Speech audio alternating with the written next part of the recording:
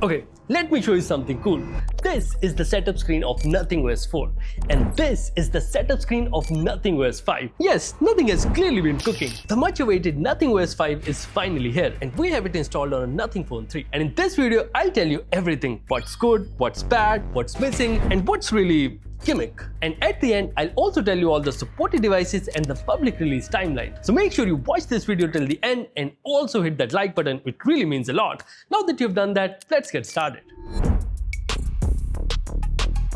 Let's start with the home screen itself. The first thing you'll notice here is that the widgets, the folders, and even the search bar has this see-through glass-like effect. In simple English, this effect is called translucent, but Nothing likes to call it fluorescent because I think free will. So Nothing has done it for folders, for widgets, but I don't know why Nothing didn't do it for the app icons. It would have looked even cooler if they did it for everything, but yeah, it is what it is. By the way, you also get dark mode here, which looks something like this. But if in case you don't like this new design, you can easily go back to the usual way. So yeah, no stress there. Nothing has also added 3 very interesting widgets this time. First is the away time widget. It basically shows you how much time you spend away from your phone, basically the opposite of screen time. I actually like this idea because just think about it. Instead of reminding you how much time you have wasted on your phone, it actually shows you how much time you have won back. And now, instead of reducing the numbers, you are trying to increase it.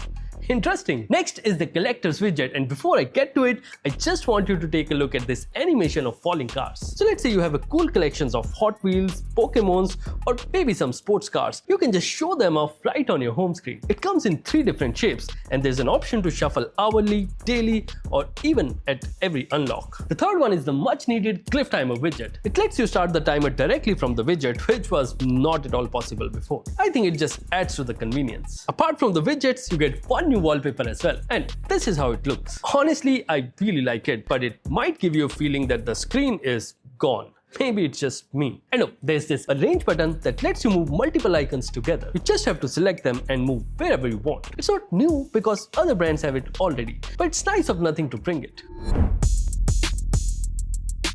If I talk about the quick settings, the first thing you'll notice is that it has got split quick settings and notification center, just like other brands. So swiping down from the left will bring the notifications and swiping down from the right will bring the quick settings page. And when it comes down, there's this nice bouncy animation. The whole page glides down smoothly and drops at the end with a bit of a shake. It's just very satisfying to look at. Another interesting thing is that the volume and brightness slider are placed exactly like iPhone, but the brightness is on the left and volume is on the right so that no one notices. I don't think anyone will.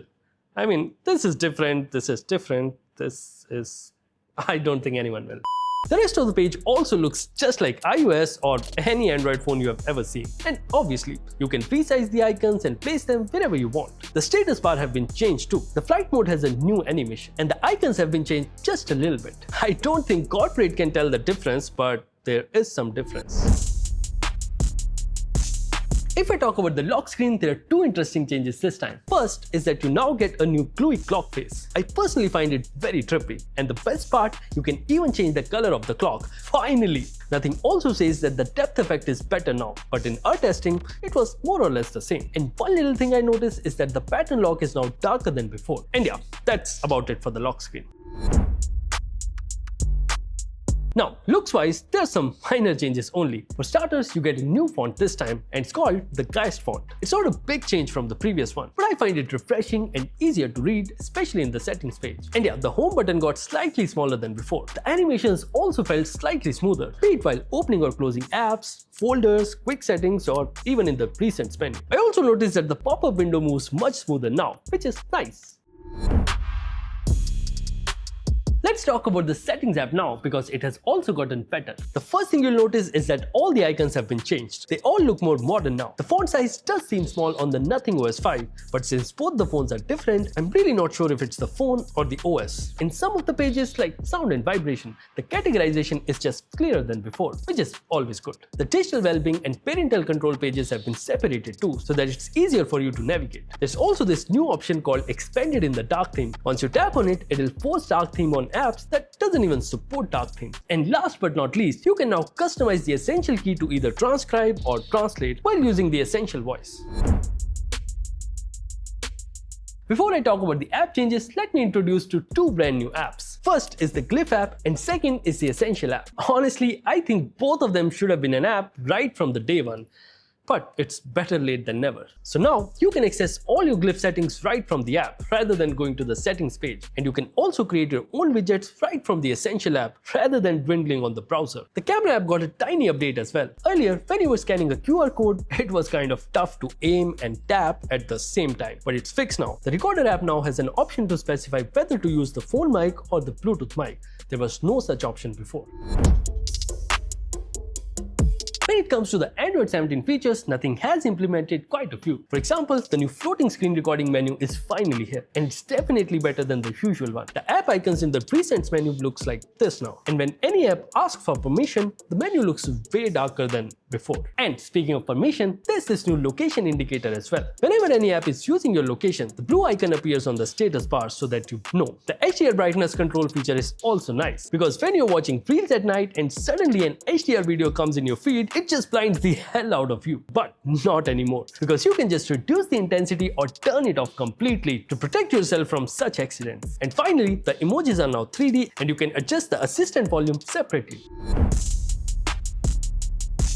Now that I've told you everything new that is coming, let me also tell you what's missing. See, a lot of people have been asking for a dedicated phone app and a dedicated notes app from Nothing, and I think it's high time that Nothing should look into it. If not the notes, at least the phone app would be great. The gallery app also feels quite bare bone compared to others. The Lockscreen music player definitely needs a makeover, and for the photos, I think it's time to add some new watermarks. This is probably the most important segment of this video. What all devices will get the Nothing OS 5 and when will they get it? So this right here is the list of all the phones that will definitely get the Nothing OS 5. Obviously, the OG phones won't get it. It's sad, but it is what it is. And for the timelines, open beta starts on 26th of August and the stable update should roll out from October 2026. So yeah, that's it for this video. I really hope you enjoyed watching it. If you did, please press that like button. It really means a lot. And yeah, don't forget to mention what all features you want in the Nothing OS 6. Thank you for watching and I'll see you in the next one.